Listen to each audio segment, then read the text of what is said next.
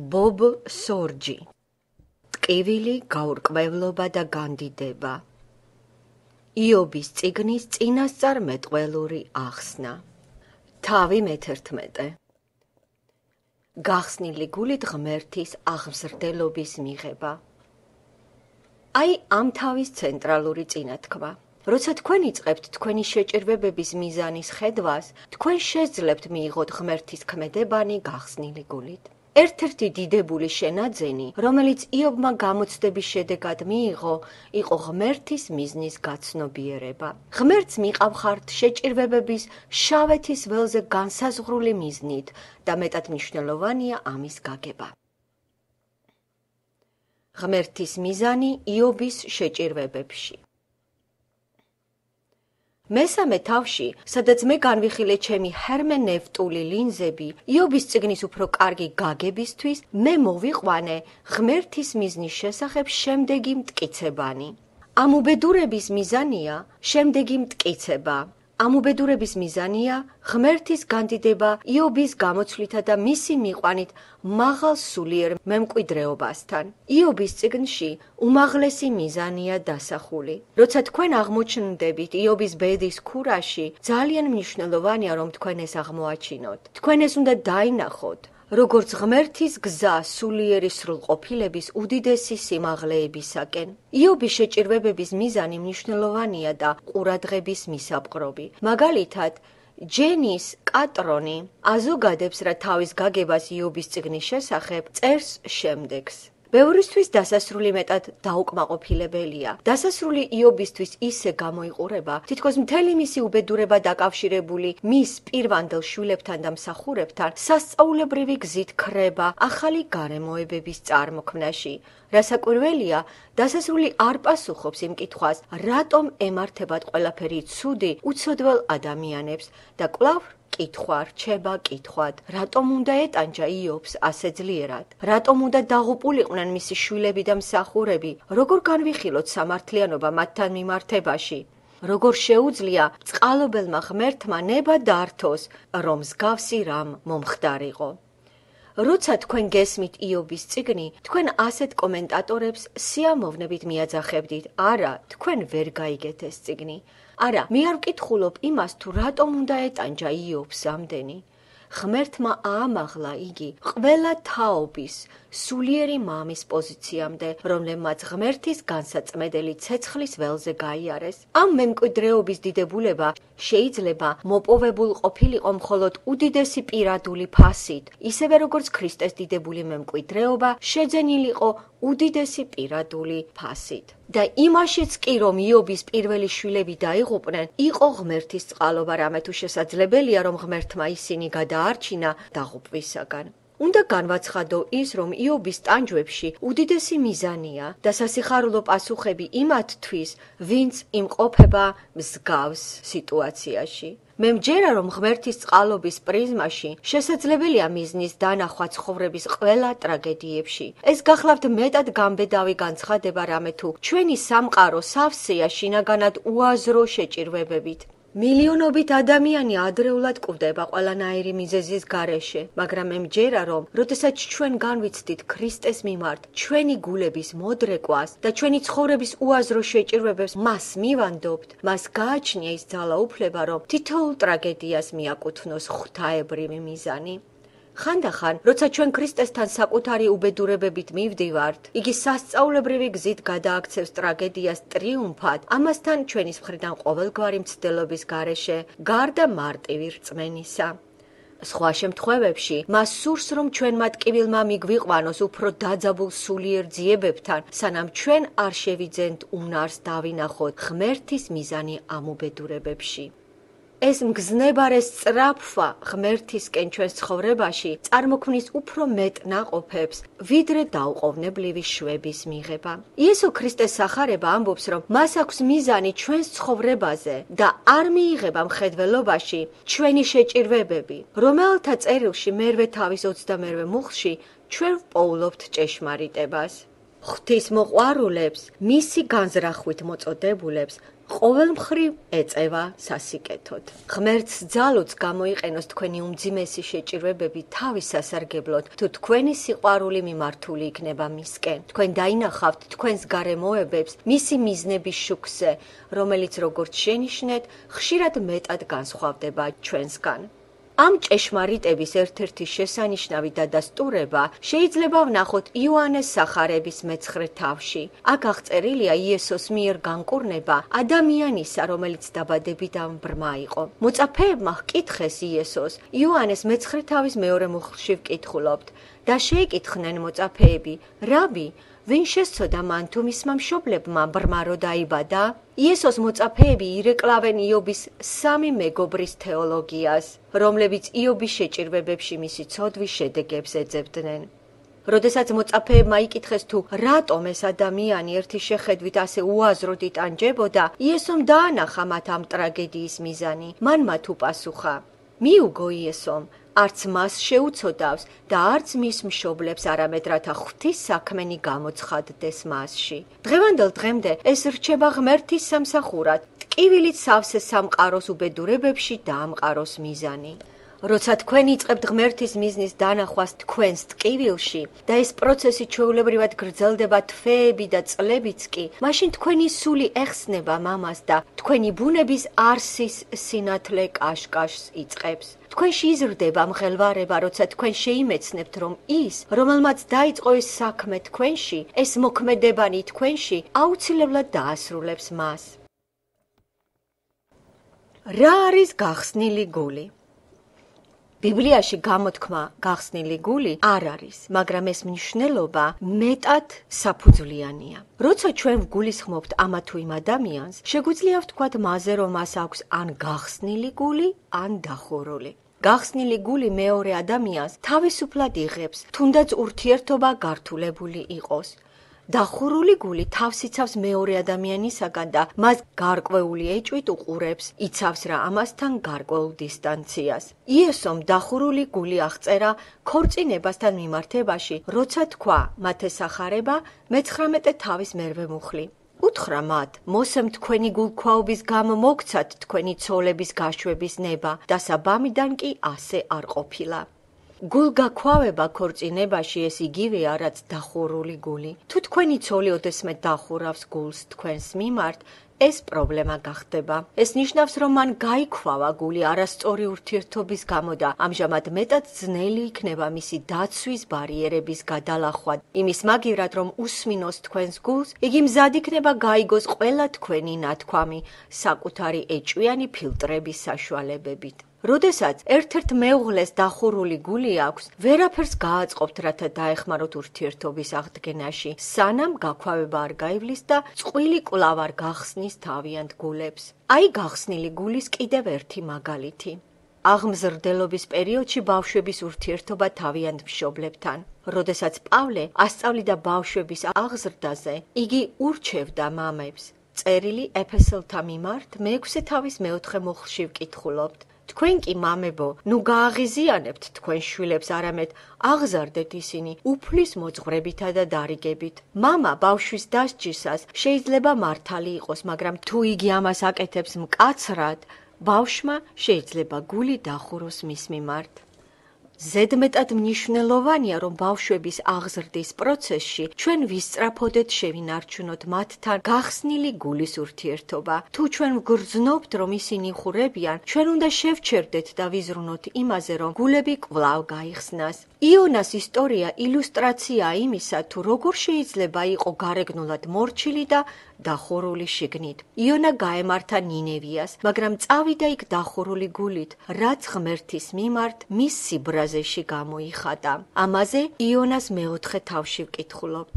ზოგიერთი მშობელი ტყუვდება დამთმობი ბავშვის დაქვემდებარებულ მოქმედებაში და მხოლოდ მოგვიანებით ხვდებიან, რომ ბავშვის გული მათთვის დახურულია.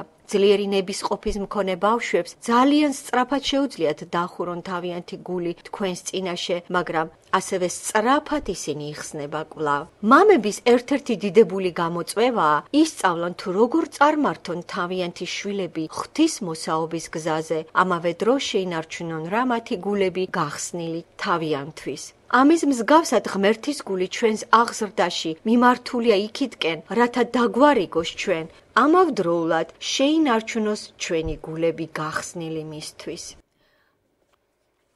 დახურული გული. როცა ღმერთი ეწევა აღმზრდელობით მუშაობას ჩვენში, ჩვენ ინსტინქტურად უნებლიეთ, ვიკუნტებით და ვიკეტებით ჩვენს თავში. თუ იგი დანამდვილებით და საფუძვლიანად ახდენს ჩვენს გამოსწორებას, ჩვენ ემოციურად მტრულ პოზიციას ვიკავებთ. როცა ჩვენ სავსე ვართ ტკივილით, ვლინდება ჩვენი თვითშენარჩუნების ინსტინქტი, რამე თუ ვგრძნობთ, რომ გადავსებულნი ვარ. კიდევ ცოტა ღმერთო და შენ მომკლავ მე. და მიუხედავად ამისა, კრიზისის დროს ღმერთი კვლავ და კვლავ გვარწმუნებს ჩვენ თავის სიყვარულში. როდესაც ღმერთი მკაცრ დისციპლინირებას მიმართავს, თქვენ კეტავთ თქვენი გულის კარებს. კაცრი აღმზრდელობითი პროცესის დროს არსებობს გულის დახურვის ორი საშუალება. ზოგიერთები ხურავენ გულის კარებს და ზურგს აქცევენ ღმერთს. სხვები კი ხურავენ გულს, მაგრამ კვლავ აგრძელებენ ღმერთის მსახურებას. პირველები ეთანამშრომლებიან მატყუარას და ამით კარგავენ უმაღლეს მემკვიდრეობას, რომელიც ღმერთმა მათთვის მოამზადა. მეორენი, რომლებსაც კვლავ უყვართ ღმერთი, უკან იხევენ მისი თანდასწრებულობის სიკაშკაშისაგან და მეტი აღარ ხსნიან თავიანთ სახეს მისი თანდასწრებით, იმის საშიშროებით თუ რა მოხდება მერე. იობი ასეთ მდგომარეობაში იმყოფებოდა. 23 თავის მე-15 მუხლი. ამიტომ ვკრთი მის წინაშე, ჩავუკვირდები და მეშინია მისი. იობის წიგნი აღწერს იმ ადამიანის გზას, რომელსაც მკაცრად ზრდის ღმერთი. ადამიანი, რომელმაც მჭიდროდ დახურა თავის გულის კარები ღმერთისთვის და შემდგომ კვლავ ნელ-ნელა რომ ეხსნება მას, გაივლის რა შავეთის ველზე. იობის წიგნში 9-ჯერ გვხვდება ეს სიტყვა, ამიტომ არაუცნაური ის, რომ დავითმა გამოიყენა ეს თავის საყვარელ ფსალმუნში. თავდაპირველად იობი ხურავს თავის გულის კარებს. იგი ტკივილებისგან იკრუნჩხება და წყევლის თავის ამ ქვეყნად გაჩენის დღეს. პირველ რამოდენიმე თავში იგი აშკარად შორდება ღმერთს. მე-7 თავის მე-20 მუხლში ვკითხულობთ. მე თუ ცოდვა ჩავიდინე, შენ რა დაგიშავე ადამიანის მცველო, რად დამსვი შენ სამიზნედ და შევიქენ ტვირთად ჩემი თავისთვის? იმის მაგივრად რომ ვაკრიტიკოთ იობი, ჩვენ მას როგორც კრისტალურად სუფთა ადამიანს უნდა ვუყურებდეთ, რომელიც არ მალავს თავის აზრებსა და გრძნობებს. ბოროტ ადამიანზე იობის შემდეგს ამბობს 21 თავის მე-9 მუხლი. მათი სახლები დაცულია შიშისგან და არც ღვთის კვერთხია მათზე. იობი მიუთითებს იმ გზაზე, რომელზეც ბოროტი ადამიანი თითქოს და წარმატებულია ღმერთის მხრიდან ყოველგვარი აღზრდის გარეშე. ღმერთი არ ერევა, რომ გამოასწოროს მისი ცხოვრება. ეს სიტყვა ჭეშმარიტია. ღმერთი არ ეწევა ბოროტი ადამიანის აღზრდას. მისი აღმზრდელობა არის მისი სიყვარულის გამოვლინება, რომელიც მისი შვილებისთვისაა განკუთვნილი. ამაზე ებრაელთა წერილში მე-12 თავის მე-5-დან მე-11 მუხლებში ვკითხულობთ.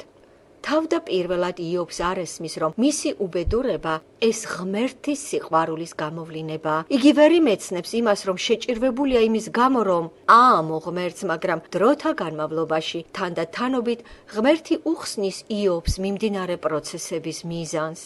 იმის და მიხედვით თუ როგორ იხსნება წიგნის სიუჟეტი, ჩვენ ვხედავთ თუ როგორ იწყებს იობის გული გახსნას უფრო და უფრო მეტად.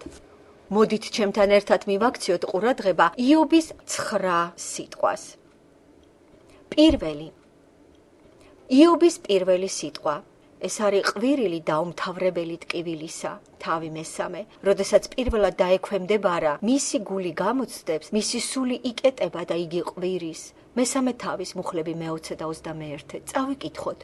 Რაღაც მიეცა ტანჯულს ნათელი და სულ გამწარებულ სიცოცხლე, სიკვდილის მონატრებულებს და ვერ მომპოვნელებს დამარხულ განძზე მეტად რომ ეძებენ. იობის პირველი სიტყვა ესაა ყვირილი, რომელშიც ისმენ მხოლოდ თავშეუკავებელ ტკივილს. მეორე. მეორე სიტყვის დროს იობი ცდილობს თავდაცვას ღმერთის გამომცდელი მზერისაგან, რამე თუ იმ მომენტში ღმერთი მას თავს ატეხს საშინელებებს. იობი გამოხატავს მხოლოდ უბედურებასა და ტანჯვას ღმერთის მიმართ, იგი იკავებს თავდაცვის პოზიციას, რაც მოწმობს მის დახურულ გულზე. მეშვიდე თავი მუხლები მე-17-დან 21-ს ჩათვლით. რა არის ადამიანი ასე რომ განადიდებ, მისკენ რომ იგი ბყრია გულის ყური, რომ ყოველ დილას მოინახულებ და სდი ყოველ წამს, სანამდე არ მომაშორებ მზერას, სანამდე არ მომშორდები რომ ნერწყვი მაინც გადავყლაპო, მე თუ ცოდვა ჩავიდინე, შენ რა დაგიშავე ადამიანის მცველო, რად დამსვი შენ სამიზნედ და რად შევიქენ ტვირთად ჩემი თავისთვის, რატომ არ შემინდობ ცოდვას და არ წარმიხოცავ დანაშაულს, რადგან ახლა მიწა მტვერში ვწვევი, ძებნას დამიწყებ და აღარ ვიქნები. აქ თითქოს ღმერთი მოქმედებს როგორც მტერი და არა როგორც მეგობარი. იობის მესამე სიტყვა. იობის განწყობა შესამჩნევად იცვლება მისი მესამე სიტყვის დროს, თავები მე-9 და მე-10. იგი სიტყვას იწყებს, ამბობს რა, რომ ღმერთი გულით ბრძენია და ძალით ძლიერი, ვინ გაჯიუტებია მას და გადარჩენილა? პირველად ავადმყოფობის მერე იობი ადიდებს ღმერთს, ქებას ასხამს მის სიბრძნესა და ძალას. დახურა რა თავისი გული ღმერთისთვის, იობს ესმის, რომ არ შეუძლია გააქვავოს თავისი გული ღმერთის მიმართ და ამავდროულად წარმატებული იყოს. ამიტომ იგი კვლავ ეხსნება ღმერთს. და აი იგი ადიდებს ღმერთს მისი უსაზღვრო ძალისა და ძალაუფლებისათვის. შემდეგ იგი კვლავ აგრძელებს საყვედურს ესმის რა, რომ მან რაც არ უნდა მოინდომოს, იგი მაინც იქნება შერცხვენილი ღმერთის წინაშე და ყოველთვის მის წყალობაში ექნება საჭიროება. მეოთხე სიტყვაში იობის გული უფრო და უფრო იხსნება ღმერთის მიმართ, ამიტომ იგი იწყებს თავისი უბედურების მიზნის დაანახვას. ამაზე მოგვითხრობენ თავები მე-12-დან მე-14-ს ჩათვლით. იობი საბოლოოდ ადიდებს და აქებს ღმერთის მეფურ სიბრძნეს. შემდეგ იგი აკეთებს თავის და შესაძლოა ყველაზე ციტირებულ რწმუნებას. მე-13 თავის მე-15 მუხლი. რად უნდა ვზიდო ჩემი ხორცი, ჩემი კბილით, ხელში რად უნდა ჩავიდო ჩემი სული, რომ მომკლას კიდეც მაინც მისი იმედი მექნება, მაინც დავიცავ ჩემ გზებს მის წინაშე. იობის გული ღმერთისადმი იხსნება იმ დონემდე, რომ იგი სრულ ნდობას აცხადებს მისადმი, თუნდაც ღმერთმა მისი სიკვდილი ინებოს. შემდგომ იობი ამტკიცებს, რომ სჯერა თავისი გადარჩენისა. მე-13 თავის მე-16 მუხლი. ესეც ჩემი ხსნა იქნება, რადგან უხთო კაცი ვერ მივა მის წინაშე. და მოგვიანებით იგი დასძენს. როცა მოკვდება კაცი განაგაცოცხლდება, მთელი ჩემი კვეთების დღეებს დავიცდიდი, ვიდრე არ დადგებოდა ჩემი ფერის ცვალება. ეს პირველი მოწმობაა იმისა, რომ იობი იწყებს თავისი უბედურების მიზნის დაანახვას. იგი იწყებს იმის შეგნებას, რომ ღმერთის ხელია მასზე და რომ ბოლოს ღმერთი მას იხსნის, ხოლო იმედი მას აძლევს იმის საშუალებას, რომ იგი კიდევ უფრო მეტად გაეხსნას ღმერთს. თუმცა ეს პროცესი იობის გულში ჯერ კიდევ არაა დასრულებული და ამიტომ იგი ითხოვს ღმერთისგან, რომ მან მოაშოროს მას თავისი ხელი და თავისი მზერა. ეს ემოციური და გონებრივი მერყეობა ტიპიურია ადამიანთა რეაქციისათვის იმ პროცესის დროს მათი სისუსტის გამო. მე-5. შემდეგ სიტყვაში იობი გამოხატავს გაღიზიანებას თავისი მეგობრების მიმართ, რომლებიც უარს ამბობენ შეწყვიტონ თავიანთი უმოწყალო შეტევები. ამაზე მოგვითხრობენ თავები მე-16 და მე-17. იგი აღწერს თავისი უბედურების მრავალ მომენტს და გამოხატავს თავის იმედგაცრუებას მეგობრების მიმართ, რომ ისინი მას ვერ უგებენ. მე-6. მე-6 სიტყვაში იობი იზრდება იმის შეგნებაში, რომ ღმერთი აპირებს არა მარტო იხსნას იგი მისი უბედურებისაგან, არამედ შეცვალოს იგი გაბედული გამოცხადებების საშუალებით თავის თავზე. თავი მე-19. იობი გამოხატავს თავის ტკივილს, აღწერს რა უამრავ საშუალებებს, რომლებითაც ღმერთმა დასცა და გააცამტვერა იგი, მაგრამ შემდგომ მისი სიტყვა დრამატულ ხასიათს იღებს, განსაკუთრებით მთელი წიგნის იმ თავში, სადაც გამოიხატება ყველაზე ღრმა წინასწარმეტყველური დეკლარაცია. წავიკითხოთ მე-19 თავის მუხლები 25-დან 27-ს ჩათვლით. და მე ვიცი, ცოცხალია ჩემი მხსნელი და საბოლოოდ მიწაზე წამოიმართება. მას შემდეგ, რაც ასე შემომეძარცვება კანი ჩემი ხორციდან, ვიხილავ ღმერთს, რომელსაც მე თავად ვიხილავ და ჩემი თვალები დაინახავენ მას და არა სხვისი. დამელია თირკმლები ჩემი ჩემს წიაღში. იობი ეხლა საუბრობს მეტად ძლიერი წინასწარმეტყველური ზეთცხებით. იგი სულში ხედავს, რომ ღმერთი მას მისცემს დიდებულ გამოცხადებას და შეიგნებს იმას, რომ ეს გამოცხადება ღმერთზე მას აწყო დროში ექნება. ჩემი ხორციდან ვიხილავ ღმერთს, ამბობს იგი. ეს გაძლიერებულად ზრდადი გაგება ღმერთის მიზნისა დიდებულ სურვილს ბადებს იობის გულში, ყოვლად გაზრდილ იმედს და უნარს იმისას, რომ უფრო და უფრო გახსნას თავისი გული ღმერთისათვის.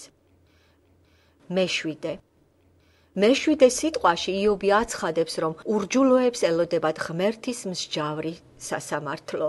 ამაზე 21 თავში ვკითხულობთ. იობი უარყოფს თავისი მეგობრების საპირისპირო აზრებს, რომ უბედურებები თავს ატყდებათ ცოდვილებს. იგი ფიქრობს იმაზე, თუ რა ხშირად არიან ბოროტები წარმატებულნი სიკვდილამდე, მაგრამ მერე აცხადებს, რომ სიკვდილის შემდეგ მათ ელოდებათ ღმერთის სასამართლო. მერვე პროცესი გრძელდება, მაგრამ ჯერ არ დამთავრებულა. იობის მერვე სიტყვაში, რადგან მისი გული ჯერ კიდევ არ არის მთლიანად გახსნილი ღმერთისათვის. თავები 23 და 24. იობი დასტირის თავისი მხრიდან ღმერთის გაგების დაკარგვას და ზუსტად ამ მომენტში იგი აკეთებს თავის შემდგომ დიდებულ მტკიცებას. წავიკითხოთ 23 თავის მეათე მუხლი. მაგრამ მან იცის ჩემი გზასავალი, გამომცდის ოქროსავით გამოვალ. კვლავ იობი მიზანს ხედავს ამ უბედურებაში, იწყებს იმის გაგებას, რომ ღმერთი იყენებს ამ უბედურებას, რათა ოქროსავით გაწმინდოს იგი. იგი აღწერს ორმხრივ მიზანს, ხასიათის შეცვლას, როგორც ოქრო და განთავისუფლების ძალის შეძენას. ამის გაგება არ უმცირებს ტკივილებს, მაგრამ ანიჭებს ამას მნიშვნელობას. და მაინც ეხლაც კი იობს ეშინია ღმერთის ხელისა თავის ცხოვრებაში. წავიკითხოთ 23 თავის მუხლები მე-15 და მე-16. ამიტომ ვკრთი მის წინაშე, ჩავუკვირდები და მეშინია მისი. ღმერთმა დააძაბუნა ჩემი გული და ყოვლად ძლიერმა შემაძრწუნა მე. იობის შიში ღმერთის წინაშე წარმოადგენს ჯანმრთელ და უსაფუძვლო შიშის ნარევს. იგი განიცდის ჯანმრთელ შიშს ღმერთის დიდებულებისა და ძალის წინაშე, მაგრამ კვლავ ეწინააღმდეგება ღმერთის მოქმედებებს. მე-9 იობის უკანასკნელი სიტყვა გამოხატავს გულის მდგომარეობას, რომელიც უფრო მეტად იხსნება ღმერთისათვის. ამაზე მოგვითხრობენ თავები 26-დან 31-ს ჩათვლით. ამ მომენტიდან დაწყებული იობის მეგობრებს აღარაფერი აქვთ სათქმელი. ისინი დუმან, ხოლო იობი იწყებს მონოლოგს, რომელიც მოიცავს წიგნის 6 თავს და ამით ასრულებს მის სიტყვას. 26 თავში იგი აქებს ღმერთს. ადიდებს მას. 27 თავში აღწერს ცოდვილთა საბოლოო ხვედრს. 22 თავში იგი სიტყვა კაზმულად საუბრობს სიბრძნეზე, რომელსაც ადამიანი ვერ იპოვის თავისი ინიციატივით, არამედ სიბრძნეს იძლევა ღმერთი. იობი უსიტყვოდ ამტკიცებს, რომ მისი უბედურება ღმერთისგან არის განკუთვნილი, რათა მას სიბრძნე შეასწავლოს. იმის მერე, რაც იოსებმა იგივე უბედურება გაიარა, იგი გამოვიდა მომატებული სიბრძნით, რომელმაც მას მისცა საშუალება განებრძნო მოხუცებულნი მისნი. ფსალმუნი 104 მუხლი 22. იობმა შეიგნო ის, რომ ღმერთის ერთ-ერთი მიზანი დატყვევებისა ესაა ასწავლოს მის მსახურებს ჭეშმარიტი სიბრძნე, რომელიც იოსებს ამხნევებდა მისი სატუსაღოში ყოფნის დროს, რადგან იოსებმა იცოდა იობის ისტორია. იობი 28 თავს ამთავრებს მთელი წიგნის ერთ-ერთი ყველაზე მნიშვნელოვანი მტკიცებით, ჭეშმარიტებით, რომელიც არაერთ გზის იქნება ციტირებული წმიდა წერილის მრავალ სხვა ადგილებში. 21 თავის 21 მუხლი. და ადამიანს უთხრა, უფლის შიშია სიბრძნე და ბოროტისაგან განდრიდებაა გონება.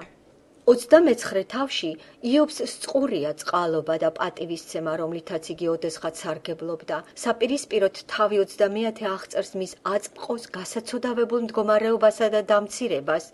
იობი 31 თავში ასრულებს თავის მონოლოგს იმის შესანიშნავი აღწერით, რაც თავის მხრივ წარმოადგენს ღვთის მოსაობას, შეინარჩუნებს რა უმწიკლობას და თავის პატიოსნებას ბოლომდე. იგი დაჟინებით ამბობდა, რომ მისი შეჭირვებები არ იყო მოვლინებული მის ცხოვრებაში არსებული ცოდვების გამო. მე ასე ვარაუდობ. თავისი ხეტიალის და შეჭირვებების დროს იობის გაგება თავის უბედურებებში ღმერთის მიზნებზე იზრდება და რაც უფრო გასაგებია მიზანი, მით უფრო ადვილად მიიღებს იგი ღმერთის ხელს თავის ცხოვრებაში. მაგრამ იგი ჯერ არ განთავისუფლებულა, რომ მთლიანად გაუხსნას თავისი გული ღმერთს, სანამ ღმერთი თავად არ ეწვევა მას მოგვიანებით. ამაზე 38-დან 51 თავებში ვკითხულობთ. მხოლოდ ღმერთის გამოცხადება უხსნის გულს იობს მის ცხოვრებაში ღმერთის სუვერენული მიზნებისათვის. იობმა თავისი კრიზისი წარმატებით გადალახა, რადგან მუდმივად ღმერთს უყურებდა. სანამ მისი მეგობრები ღმერთზე ლაპარაკობდნენ, იგი ღმერთზე ლაპარაკებოდა და თუმცა მისი პოზიცია ხორციელი იყო, ხოლო მისი სიტყვები დაუკვირვებელი არის ის, რასაც იგი სწორედ აკეთებდა. იგი რჩებოდა ღმერთის სახის წინაშე. ეს იყო ის გასაღები, რომელმაც ღმერთს მისცა საშუალება მieყვანა იობი საბოლოო მიზნისაკენ. როცა ჩვენ გადავწყვიტავთ, ჩვენი ტკივილის მიუხედავად გვიყვარდეს ღმერთი მტკიცე გადაწყვეტილებით, იგი აიძულებს ყველა ჩვენს მტკივნეულ გარემოებებს ჩვენ დასასარგებლოდ იმუშაონ, რადგან ჩვენ გვიყვარს ღმერთი. გავიხსენოთ რომელთა მერვე თავის 22 მუხლი. ჩვენ კი ვიცით, რომ ღვთის მოყვარულებს, მისი განზრახვით მოწოდებულებს ყოველ მხრივ ეწევა სასიკეთოდ. 90 ფსალმუნის მე-14 მუხლიც მოწმობს ამაზე. უფალი ამბობს, რა კი მოისურვა, გადავარჩენ მას, დავიფარავ მას, რადგან იცნო სახელი ჩემი. მართალია ჩვენ შეგვიძლია გზიდან გადავუხვიოთ და მოვიკუნტოთ მის წინაშე, როცა მისი კვერთხის შეხებისაგან ტკივილი განგვგმირავს ჩვენ, მაგრამ თუ ჩვენ გავუძლებთ მისი სახის წინაშე ყოფნას, იგი ჩვენ წინ გახსნილი სიყვარულისკენ გაგვიყვანს. მეორე კორინთელთა 3 თავის მე-18 მუხლი.